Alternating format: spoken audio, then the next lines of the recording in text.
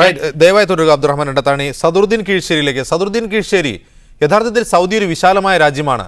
ഒരു പക്ഷേ exit certificate ലഭിച്ചവർ പലർക്കും എംബസിയുമായി ബന്ധപ്പെടാൻ സാധിച്ചു കൊള്ളണമെന്നില്ല.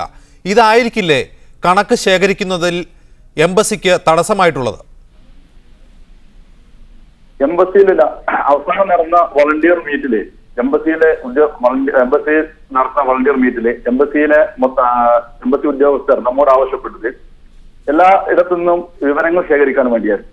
അങ്ങനെ ലഭിച്ച അടിസ്ഥാന വിവരങ്ങൾ നമ്മൾ എംബസിയിലേക്ക് കൈമാറിയിട്ടുണ്ട്. ആളുകൾക്ക് ഇനിയും എക്സിറ്റ് ലഭിച്ചവരെ ബാക്കി നിൽക്കുന്നു എന്നുള്ളത് മാത്രമല്ല ഇവിടുത്തെ പ്രശ്നം. എക്സിറ്റ് ലഭിക്കാൻ ചില പ്രയാസം അനുഭവിക്കുന്ന നിയമലംഘകരായിട്ടുള്ള ഇന്ത്യക്കാർ ഇപ്പോഴും ഉണ്ട്. അതാണ് ഇപ്പോൾ എക്സിറ്റ് ലഭിച്ചവരെ പോലെ തന്നെ മറ്റൊരു പ്രശ്നവും അവിടെ നിലനിൽക്കുന്നുണ്ട്. അതായത് ഫിംഗർ പ്രിന്റ് എടുക്കാത്ത ആളുകളുണ്ട്. പിന്നെ നേരത്തെ വന്നതിന് രേഖയില്ലാത്ത ആളുകളുണ്ട്. കുറെ വർഷങ്ങളായിക്കൊണ്ട് ഇവിടെ താമസിക്കുന്നത്, പക്ഷെ അവർക്ക് രേഖകളൊന്നുമില്ല. അങ്ങനെയുള്ള ഒരുപാട് അതുപോലുള്ള പ്രശ്നങ്ങളുള്ള ആളുകൾ ഇനിയും ഒരുപാട് ബാക്കിയുണ്ട്. ഈ ആളുകളുടെ പ്രശ്നങ്ങൾ കൂടി പരിഹരിക്കണം എന്ന് ഇന്ത്യൻ എംബസിയോട് നമ്മള് സാമൂഹ്യ പ്രവർത്തകർ ആവശ്യപ്പെട്ടിട്ടുണ്ട്. കണക്കുകളിലുള്ള കളി എന്നുള്ളത് മാത്രമാണ് നടന്നുകൊണ്ടിരിക്കുന്നത്.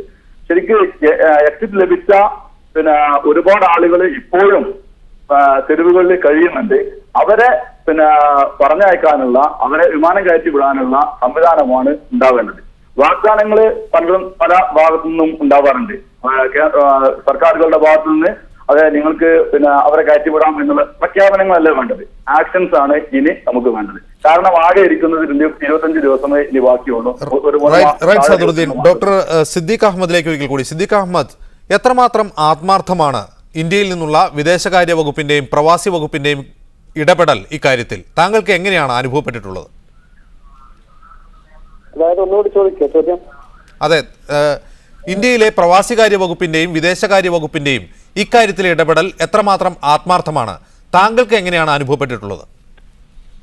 ഇതിനകത്ത് നമ്മളൊരു ഇന്ത്യൻ ഗവൺമെന്റിന്റെ കുറ്റം പറയുക എന്നുള്ളത് മാത്രം ഇതിനുള്ള ഒരു പരിഹാരമല്ല. കാരണം 2.9 മില്യൺ ഇന്ത്യക്കാര് സൗദി അറേബ്യയിൽ ഉണ്ടെങ്കിലും ഇതിനൊന്നും രേഖകൾ എംബസിയിൽ ഇപ്പോഴും ഇല്ല. അത് 10-30 വർഷങ്ങൾക്ക് മുമ്പ് വന്ന ആൾക്കാർ അവിടെ നിന്ന് പല രീതിയിൽ ഇങ്ങോട്ട് കയറി വന്നിട്ടുള്ളവരാണ്. അവരാരും തന്നെ ഇതുവരെ അത് അപ്ഡേറ്റ് ചെയ്യുകയോ എംബസിയിൽ ചെന്ന് അതിന് ഡോക്യുമെന്റേഷൻ ക്ലിയർ ചെയ്യാത്ത എത്രയോ, എനിക്ക് തോന്നുന്നു 5%-10% 10% ആൾക്കാരുണ്ടായിരിക്കാം. അത്തരം അവസ്ഥയിൽ നമ്മളൊരു ഫോറിൻ മിനിസ്ട്രിയെയോ അല്ലെങ്കിൽ മറ്റുള്ളവരെ കുറ്റം പറഞ്ഞിട്ട് കാര്യമില്ല. പക്ഷേ എംബസി വഴിക്ക് അതിനെ ഒന്നുകൂടി ആക്ടിവേറ്റ് ചെയ്തു കഴിഞ്ഞാൽ ഇനിയും ബാക്കിയുള്ളവർ നമുക്ക് കണ്ടുപിടിക്കണമെങ്കിൽ അതിനിതൊരു സാമൂഹ്യ പ്രവർത്തകരെ അംഗീകരിക്കണം. സൗദി അറേബ്യയിൽ മാത്രമേ ഉള്ളൂ സാമൂഹ്യ പ്രവർത്തകരെ അംഗീകരിക്കാത്ത രാജ്യം. അതുണ്ടെങ്കിൽ എംബസി അവരോട് പറയുന്നത് നിങ്ങൾ എല്ലാ ആൾക്കാരെയും കണ്ടുപിടിച്ച് കൊണ്ടുവന്നേരം പറഞ്ഞാൽ തീർച്ചയായിട്ടും ഇവിടുത്തെ സാമൂഹ്യ പ്രവർത്തകർ അതിന് പിന്നിൽ വർക്ക് ചെയ്യും. പക്ഷെ എനിക്ക് 2 കാര്യം പറയാനുള്ളത്. ഒന്ന്, അബ്ദുറഹ്മാൻ രണ്ടത്താണിയുള്ളതാണ്. Abdurahman Randathani air India express ഇവിടെ നിന്ന് പുറപ്പെടുന്നതില് ലോ ക്ലാസ് ടിക്കറ്റുകൾ സൗദി അറേബ്യയിലുള്ളവർക്ക് മാത്രം കിട്ടുന്നില്ല. അതെന്തുകൊണ്ട് കിട്ടുന്നില്ല? അത് ലോ ഫെയറുള്ള ഫ്ലൈറ്റില് സൗദി അറേബ്യയിൽ നിന്ന് മാത്രം എയർ ഇന്ത്യ എക്സ്പ്രസ് ഹൈ റേറ്റിലാണ് വെക്കുന്നത്. അത് മിനിമം റേറ്റിൽ ഇവിടെ കൊടുത്തൂടെ? അതൊന്നും ആലോചിക്കട്ടെ. രണ്ടാമതുള്ളത്, സെൻട്രൽ ഗവൺമെന്റ് പറയുന്നത്, എംബസി പറയുന്നുണ്ട് ഞങ്ങൾ ടിക്കറ്റ് തരുന്നുണ്ട് എന്നുള്ളത്. ഓക്കെ, വാസ്തവമാണെങ്കിൽ നാളെ ഒരു പരസ്യം കൊടുക്കട്ടെ. സെൻട്രൽ ഗവൺമെന്റ് അവിടെ നിന്ന് സൗദി അറേബ്യയിൽ നിന്ന് വരാനുള്ള ടിക്കറ്റ് ഇല്ലാത്തവർ എംബസിയുമായി സപ്പോർട്ടോട് പങ്കെടുക്കണം എന്നുള്ളത്. നാളെ എംബസിയുടെ സ്ഥിതി കാണാതെ നിങ്ങൾക്ക്. അവിടെ ഒരു കാലത്ത് പോലീസ് വന്നിട്ടാണ് അവിടുത്തെ ക്യൂ മാറ്റി നിർത്തിയത്. കാരണം ജനങ്ങൾ ഒരുപാട് കഷ്ടപ്പെടുന്നുണ്ട്. അവസാനത്തെ 25 ദിവസം ചർച്ചയാക്കാൻ വേണ്ടിയിട്ടോ അല്ലെങ്കിൽ പേരെടുക്കാനോ അല്ല ഇവിടെ നിന്ന് സംസാരിക്കുന്നത്. അബ്ദുറഹ്മാൻ രണ്ടത്താണി, താങ്കളുടെ മറുപടി വളരെ ചുരുക്കത്തിൽ, സമയക്കുറവുണ്ട്, അതുകൊണ്ടാണ്, ക്ഷമിക്കണം. ഇല്ല, തീർച്ചയായും സിദ്ദീഖ് സാഹിബിനെ പോലുള്ള സാമൂഹ്യ പ്രവർത്തകന്മാർ ചെയ്ത സേവനങ്ങളെ ഞങ്ങൾ ഒരിക്കലും ചെറുതായി കാണുന്നവരല്ല. പക്ഷെ അതേ സമയത്ത് തന്നെ ഈ കാര്യത്തിൽ അവസാന നിമിഷത്തിൽ സർക്കാരിന്റെ കൃത്യതയോടുള്ള ഇടപെടൽ ആവശ്യമാണ്. കേന്ദ്രത്തിൽ നിന്നുള്ള ഒരു സംഘം ഇന്ത്യയിൽ നിന്ന് തന്നെ എംബസിയിൽ എത്തി കാര്യങ്ങൾ നിയന്ത്രിക്കുന്ന ഒരു അവസ്ഥയിലേക്ക് കാര്യങ്ങൾ എത്തണം.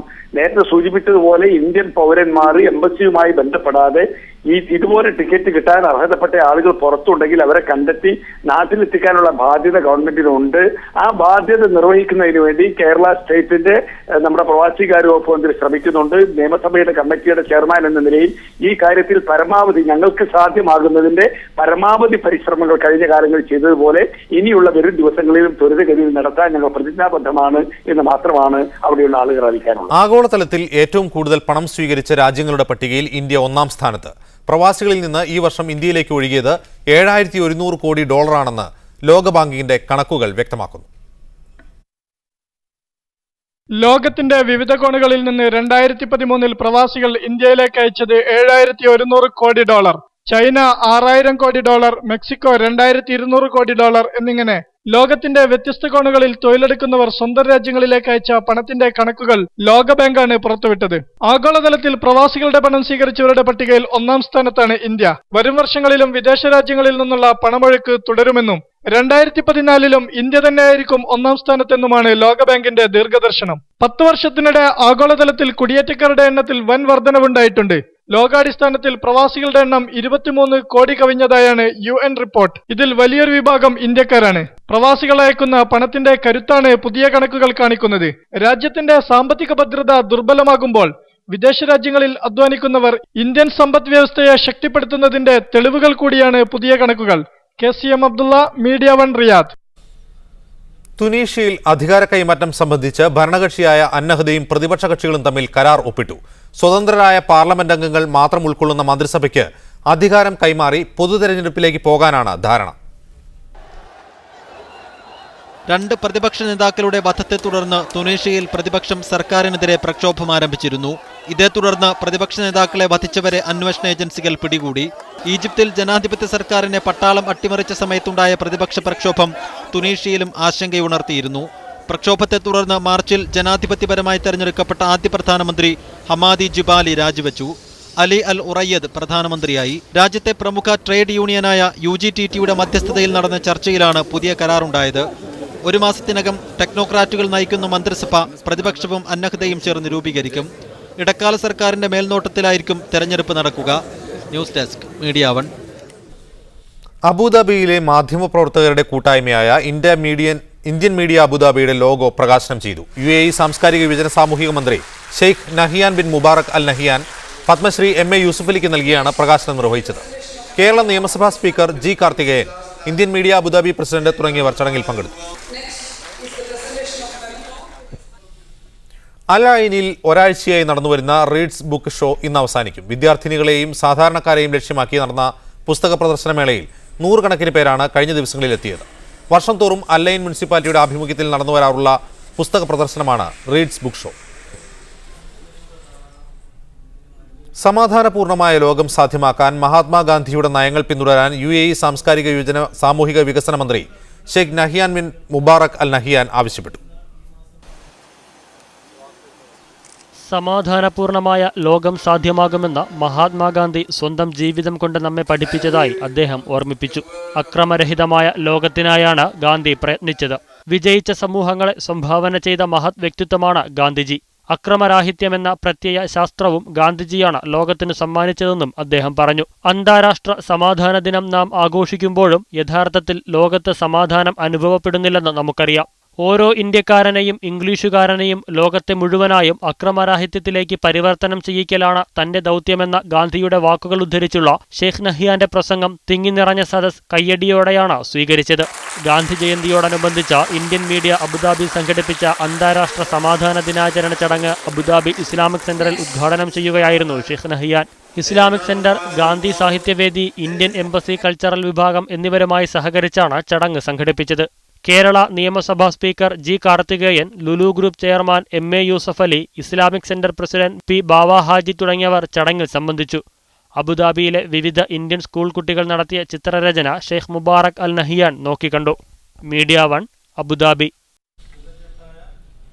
ഈ മാസം UAEയിൽ ആരംഭിക്കുന്ന ഫിഫ അണ്ടർ-17 ഫുട്ബോൾ ലോകകപ്പിന്റെ സംഘാടകരിൽ മലയാളിയും കോഴിക്കോട് കാരപ്പറമ്പ് സ്വദേശി CKP ഷാനവാസാണ് ഫിഫ സംഘത്തിലേക്ക് തെരഞ്ഞെടുക്കപ്പെട്ടത്. ചെറുപ്പനാൾ മുതൽ തന്നെ ഫുട്ബോൾ ഒരു ലഹരിയായി കൊണ്ടു നടന്ന ഷാനവാസിന് സ്വപ്നതുല്യമായ ഒരവസരമാണ് ഇപ്പോൾ കൈവന്നിരിക്കുന്നത്. ഫിഫയും ലോകകപ്പുമൊക്കെ മനസ്സിലുണ്ടായിരുന്നെങ്കിലും അതിന്റെ ഒരു ഭാഗമാവുകയെന്നത് സ്വപ്നത്തിൽ പോലും ഉണ്ടായിരുന്നില്ല. ദുബായിലെ എമിറേറ്റ് NBDയിൽ ഓഫീസറായ ഷാനവാസിന്റെ ഫോണിലേക്ക് കഴിഞ്ഞ മാസം ഒരു കോൾ വന്നു. ലോക ഫുട്ബോൾ ഫെഡറേഷൻ താങ്കളെ അണ്ടർ-17 ലോകകപ്പിന്റെ ലോജിസ്റ്റിക് വിഭാഗം മാനേജറായി തെരഞ്ഞെടുത്തിരിക്കുന്നുവെന്ന് പറഞ്ഞ്. ഫുട്ബോളിനെ സ്നേഹിക്കുകയും നിരവധി പേരുടെ പരിശീലനത്തിന് നേതൃത്വം നൽകുകയും ചെയ്യുന്ന ഷാനവാസ് മാത്രമാണ് ഇതിലേക്ക് തെരഞ്ഞെടുക്കപ്പെട്ട ഏക മലയാളി. UAE-യുടെ വിവിധ ഭാഗങ്ങളിലായി നടക്കുന്ന ലോകകപ്പ് ഫുട്ബോൾ മത്സരത്തിന് ആവശ്യമായ എല്ലാ ഉപകരണങ്ങളും യഥാസമയം എത്തിക്കുന്നതിന്റെ നേതൃത്വമാണ് ഷാനവാസിനെ ഫിഫ ഏൽപ്പിച്ചിരിക്കുന്നത്. കളിക്കാർക്ക് ആവശ്യമായ എല്ലാ സൗകര്യങ്ങളും ഒരുക്കുന്നത് മുതൽ എല്ലായിടത്തും ഷാനവാസിന്റെ കണ്ണെത്തണം. UAE ആതിഥ്യമരുളുന്ന ലോകകപ്പ് ഫുട്ബോൾ ഏറ്റവും ഭംഗിയാക്കുന്നതിന് തെരഞ്ഞെടുക്കപ്പെട്ട എക്സിക്യൂട്ടീവ് കമ്മിറ്റിയിലും ഷാനവാസുണ്ട്. ഫിഫ വേൾഡ് കപ്പിന് വേണ്ടിയിട്ടുള്ള ലോജിസ്റ്റിക് മാനേജറായിട്ട് ഷാനവാസിനെ നമ്മൾ ഡിസൈഡ് ചെയ്തിരിക്കുകയാണ്. അപ്പം എന്നോട് എന്തായാലും ജോയിൻ ചെയ്യണമെന്ന് പറഞ്ഞു. അപ്പോൾ എനിക്കൊരിക്കലും വിശ്വസിക്കാൻ പറ്റില്ല, കാരണം ഞാൻ ഒരിക്കലും സ്വപ്നം കണ്ടില്ല ഞാൻ ഫിഫൻ്റെ ഒരു ഭാഗമാവുന്നു. കുട്ടികൾക്കായുള്ള പരിശീലന കേന്ദ്രമായ സെപ്റ്റിന്റെ ദുബായ്, ഷാർജ സെന്ററുകളുടെ കൺവീനർ കൂടിയാണ് ഷാനവാസ്. ഒരേ സമയം കളിക്കാരനായും പരിശീലകനായും സംഘാടകനായും ഷാനവാസ് ഗ്രൗണ്ടിൽ തന്നെയുണ്ട്. താൻ ഉൾപ്പെടെയുള്ളവർ മുൻകൈയെടുത്താരംഭിച്ച സെപ്റ്റിന് കീഴിൽ 100 കണക്കിന് കുട്ടികളാണ് ഫുട്ബോൾ പരിശീലനം നടത്തുന്നത്. പ്രമുഖ കായിക സംഘാടകനായ കോഴിക്കോട് കാരപ്പറമ്പിലെ പ്രൊഫസർ TM അബ്ദുറഹ്മാന്റെ മകനാണ് കാലിക്കറ്റ് യൂണിവേഴ്സിറ്റിയുടെ പഴയ താരമായിരുന്ന ഷാനവാസ്. Haris Arikkulam, media 1, Dubai. ഹജ്ജ് വിശേഷങ്ങൾ.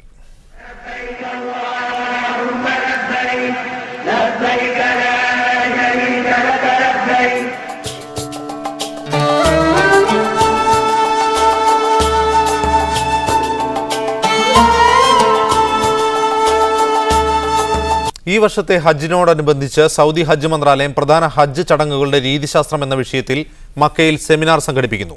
ജിദ്ദ ഹജ്ജ് ചടങ്ങുകളുടെ രീതിശാസ്ത്രം എന്ന വിഷയത്തിൽ നടക്കുന്ന സെമിനാർ ജിദ്ദ ഹജ്ജ് മിനിസ്ട്രി വിളിച്ചു ചേർത്ത വാർത്താ സമ്മേളനത്തിലാണ് ഹജ്ജ് കാര്യ വകുപ്പ് under secretary doctor Isa ibn Muhammad Rawas പ്രഖ്യാപിച്ചത്. ഒക്ടോബർ 8 മുതൽ 3 ദിവസം നടക്കുന്ന സെമിനാറിൽ ഹജ്ജിന്റെ പ്രധാന അനുഷ്ഠാനങ്ങളുടെ മതപരതയും പുതിയ സാഹചര്യത്തിൽ അതിന്റെ ഫലപ്രദമായ പ്രയോഗവൽക്കരണവും ചർച്ച ചെയ്യപ്പെടും.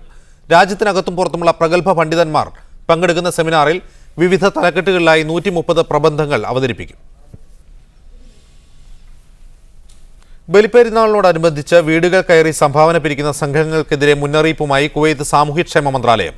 ഉലൂഹിയത്ത്, സിറിയൻ ജനതയ്ക്കുള്ള സഹായം തുടങ്ങി പല പേരുകളിൽ പിരിവ് സംഘങ്ങൾ രാജ്യത്ത് കറങ്ങുന്നതായി ശ്രദ്ധയിൽപ്പെട്ടതിനെ തുടർന്നാണ് മന്ത്രാലയം ഇടപെട്ടത്. സംഭാവനകൾ അംഗീകൃത ഏജൻസികൾക്ക് ബാങ്ക് ട്രാൻസ്ഫറോ കീനെറ്റ് വഴിയോ നൽകാൻ മന്ത്രാലയത്തിലെ ചാരിറ്റി വിഭാഗം മേധാവി അഹമ്മദ് അൽ സന ജനങ്ങളെ ഉത്ബോധിപ്പിച്ചു. അനധികൃത പിരിവുകാർക്കെതിരെ കർശന നടപടിയുണ്ടാകുമെന്നും അദ്ദേഹം പറഞ്ഞു.